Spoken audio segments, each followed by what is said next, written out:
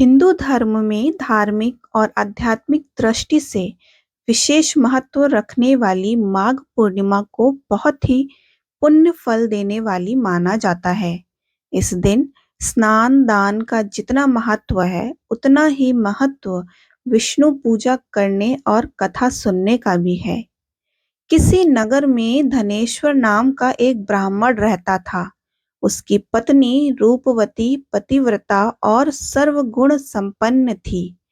बस दुख था तो सिर्फ इस बात का कि उनकी कोई संतान नहीं थी। यही कारण था कि वे दोनों बहुत चिंतित रहते थे। एक बार उस नगर में एक महात्मा आए।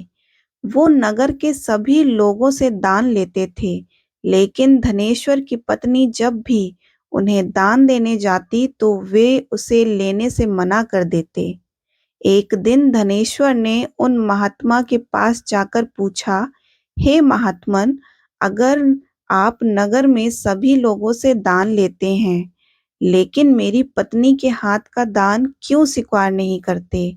हमसे अगर कोई भूल हुई हो तो हम ब्राह्मण दंपति आपसे क्षमा याचना करते हैं।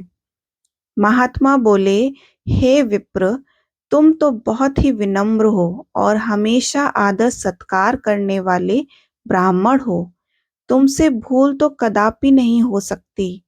महात्मा की बात सुनकर धनेश्वर हाथ जोड़कर बोला, हे मुनिवर, फिर आखिर क्या कारण है? कृपा हमें उससे अवगत कराएं।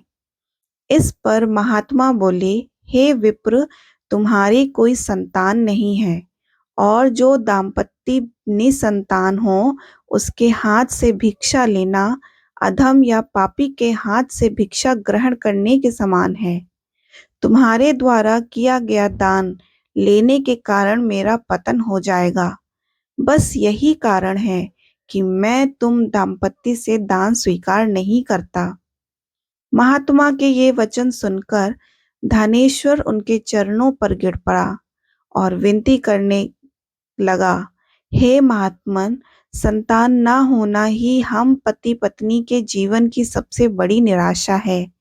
यदि संतान प्राप्ति का कोई उपाय हो तो बताने की कृपा करें मुनिवर। ब्राह्मण का दुख देखकर महात्मा बोले, हे विप्र, तुम्हारे इस कष्ट का निवारण अवश्य है। तुम 16 दिनों तक श्रद्धा पूर्वक काली माता की पूजा करो। माँ प्रसन्न होंगी तो उनकी कृपा से अवश्य तुम्हें पुत्र रत्न की प्राप्ति होगी। इतना सुनकर धनेश्वर बहुत खुश हुआ।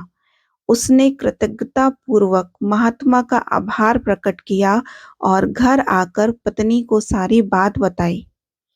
पति पत्नी को महात्मा के द्वारा बताए गए उपाय से आशा की एक किरण दिखाई दी और धनेश्वर माँ काली की उपासना के लिए वन में चला गया।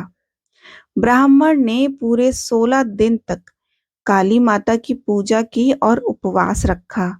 उसकी भक्ति देखकर और विनती सुनकर माँ ब्राह्मण के सपने में आई और बोली, हे धनेश्वर, तू निराश मत हो।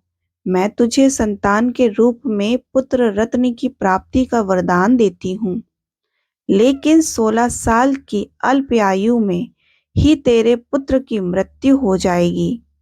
काली माता ने कहा, यदि तुम पति पत्नी विधि पूर्वक 32 पूर्णमासी का व्रत करोगे तो तुम्हारी संतान दीर्घायु हो जाएगी।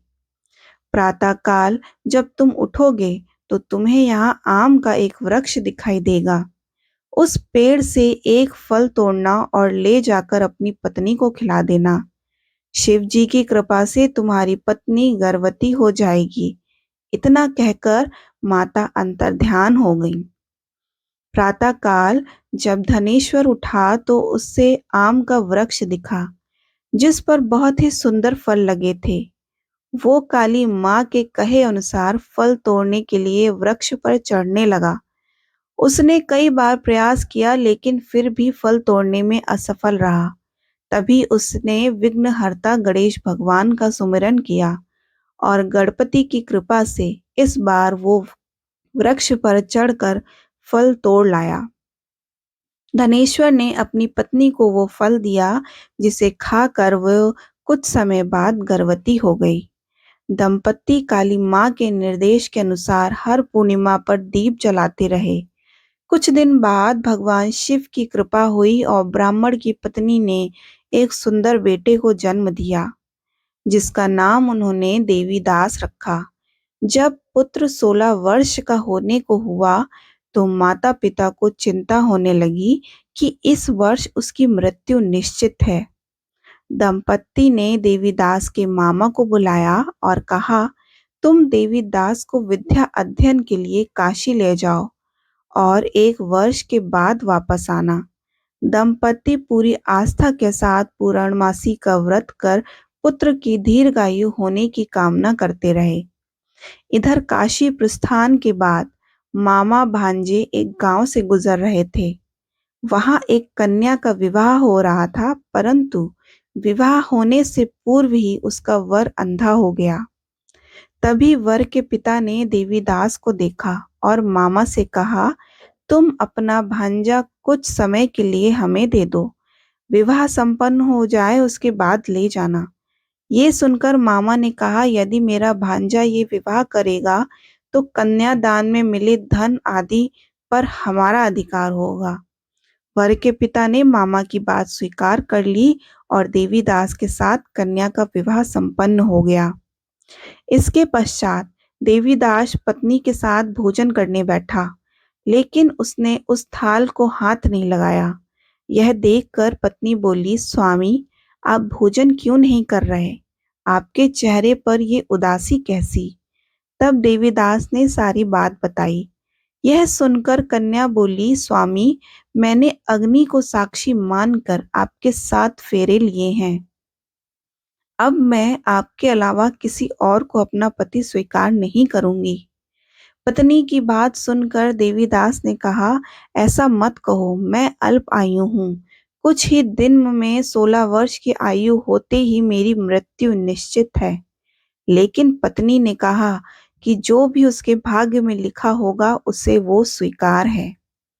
देवीदास ने बहुत कहने पर भी जब वो नहीं मानी, तो देवीदास ने उसे एक अंगूठी दी और कहा, मैं विद्या अध्ययन के लिए काशी जा रहा हूँ, लेकिन तुम मेरे जीवन मरण के बारे में जानने के लिए एक पुष्प वाटिका तैयार करो। उसमें भांति भांति के पुष्प लगाओ और उन्हें जल से सींचती रहो।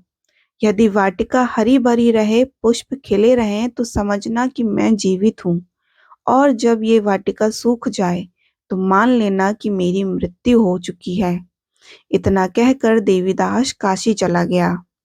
प्रातःकाल जब कन्या ने दूसरे वर को देखा तो बोली, ये मेरा पति नहीं है, मेरा पति काशी पढ़ने गया है।